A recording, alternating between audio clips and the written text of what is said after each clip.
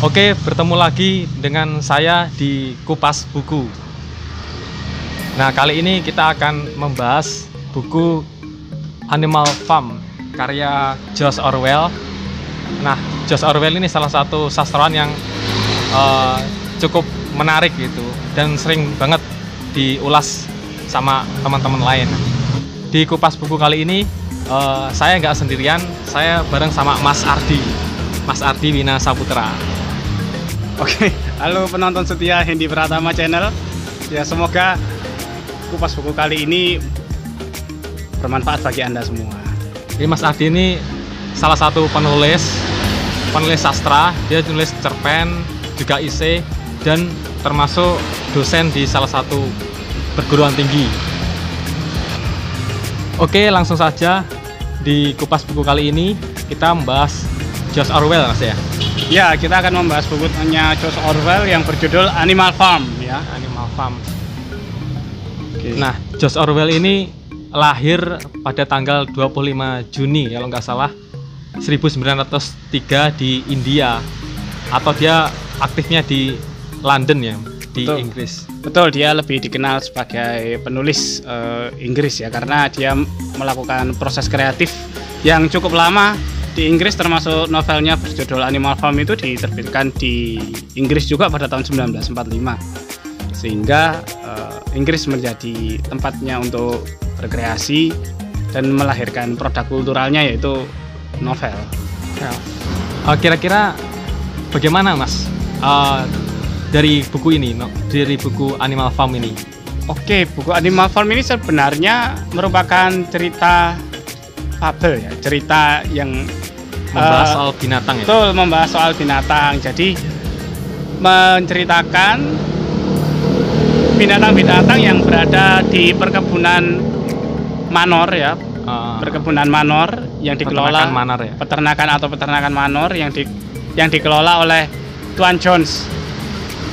Di peternakan tersebut ada satu babi namanya Mayor. Babi itu babi yang cukup tua. Suatu ketika si babi tua ini memberikan impian, memberikan harapan, memberikan pengetahuan pada para binatang yang lain ya? Para penghuni peternakan ya, itu adalah binatang-binatang lain. Si babi ini sebenarnya lebih dari impian ya, karena dia memberikan kesadaran bahwa binatang-binatang lain ini mereka dalam kondisi ditindas itu oleh pemilik peternakan, yaitu Tuan Jones. Mereka diperah, mereka diambil tenaganya, kemudian ada yang diambil bulunya, kemudian mereka dieksploitasi lah itu. Kemudian si Mayor ini menyadarkan arti dari kemerdekaan. Yang babi tadi ya, babi yang paling tua tadi. Babi tua ini menyadarkan arti dari kemerdekaan, arti dari berdikari atau berdiri di bawah kaki sendiri itu. Sayangnya yang bisa menangkap secara jelas dari penjelasan ini ya ada tiga babi yang lebih muda tentunya daripada si babi tua ini. Namanya Napoleon, Squealer, Snowball. Nah, tiga babi itu menangkap penjelasan dari si babi tua tadi.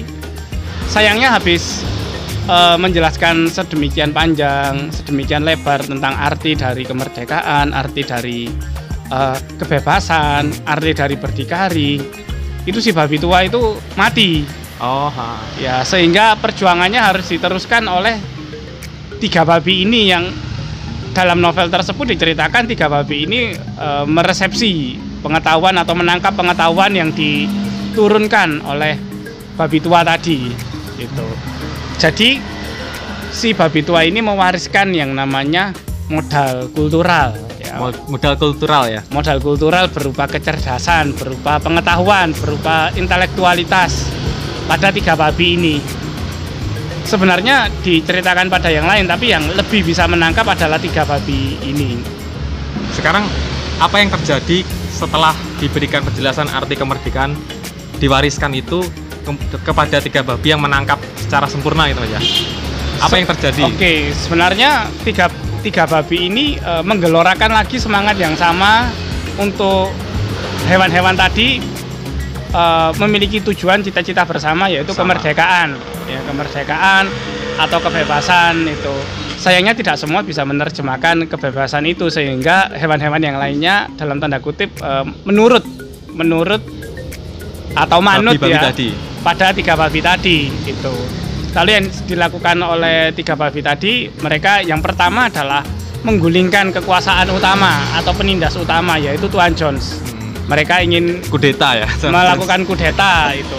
Atau kalau dalam istilahnya Gramsci, mereka dari masyarakat bawah ini mereka melakukan hegemoni pada masyarakat kelas atas, dan hegemoni ini bisa dilakukan tapi secara serentak, sehingga akhirnya hewan-hewan tadi melakukan penyerbuan ya pada pemiliknya, yaitu Tuan Jones, yang dalam hal ini direpresentasikan sebagai manusia ya. Diserbu, kemudian rumahnya juga diserang oleh hewan-hewan tadi, kemudian pegawai-pegawainya di perkebunan itu juga diserang, sehingga semuanya lari ketakutan, termasuk si pemilik utama, yaitu Tuan Jones. Nah, tapi sayangnya ketika si Tuan Jones ini, atau dalam hal itu adalah penjajah utamanya itu telah pergi, 3 babi tadi dengan modal kultural berupa intelektual atau pengetahuannya tadi justru mulai mencoba untuk menguasai teman-temannya. Teman-temannya dikuasai. Ya, mereka menguasai teman-temannya, dan cara menguasainya sekali lagi menggunakan pengetahuan.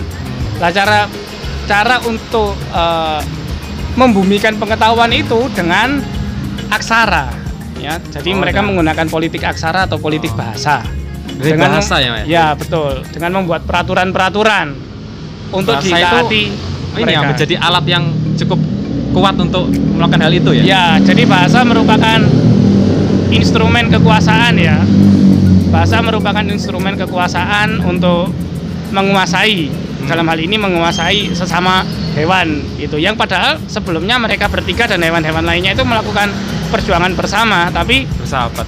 Ketika 3 babi ini memiliki pengetahuan yang lebih, dia menggunakan bahasa untuk menguasai teman-temannya dengan dalih bahwa agar Tuan Jones tidak kembali untuk menguasai mereka. Oh, itu dalihnya itu ya? Dalihnya seperti itu. Jadi bagaimana cara biar teman-temannya ini tidak merasa dikuasai?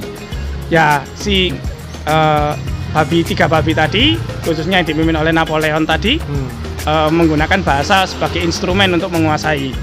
Ini disebut sebagai kekerasan simbolik ya. Kekerasan simbolik itu adalah kekerasan yang korbannya tidak merasa dikerasi. Dan kekerasan simbolik itu bisa dilakukan melalui bahasa. Seperti tadi, si babi Napoleon membuat peraturan, padahal kan itu sebenarnya menindas. Tetapi si korban tidak merasa ditindas. Karena dengan bahasa peraturan itu, dengan bahasa peraturan itu dan bahasa cita-cita itu, atau iming-iming atau imajinasi itu, si yang ditindas tadi tidak merasa tertindas. Dan kekerasan simbolik ini adalah jalan masuk pertama bagi kekerasan fisik. Ya, kalau ada tindak lanjutnya berarti. Ya, ada tindak lanjutnya. Mungkin kalau di masyarakat kekerasan simbolik itu seperti perundungan itu. Kalau sesama teman merundung itu mungkin tidak terasa ya, tapi ketika sampai di rumah yang dirundung itu stres, membunter-bunterkan kepalanya ke tembok, lah itu merupakan wujud dari tindak lanjut kekerasan simbolik. Sama dalam hal ini, dari peraturan-peraturan itu, hewan lain, kekerasan fisiknya adalah hewan lain bekerja lebih keras daripada 3 babi itu ya. Babi itu tadi. Bahkan lama-kelamaan hewan lain bekerja untuk 3 babi itu ya diperbudak secara halus melalui peraturan, melalui bahasa seperti itu. Dan kekuasaan itu memabukkan, atau kekuasaan itu nyaman ya, mengenakkan, sehingga peraturan-peraturan yang levelnya awalnya adalah setara, meskipun ya tetap ada sedikit dominasi, lama-lama menjadi dominasi utuh. Jadi selalu ada godaan di balik kenyamanan itu ya, Mas. Betul. Jadi hasrat untuk berkuasa itu memabukkan, sehingga dari peraturan-peraturan itu lama-kelamaan dan semakin lama itu cenderung berfokus pada kenyamanan si 3 babi tadi. Penguasa itu ya, dalam tanda kutip. Betul, kenyamanan penguasa tadi. Bahkan di akhir cerita itu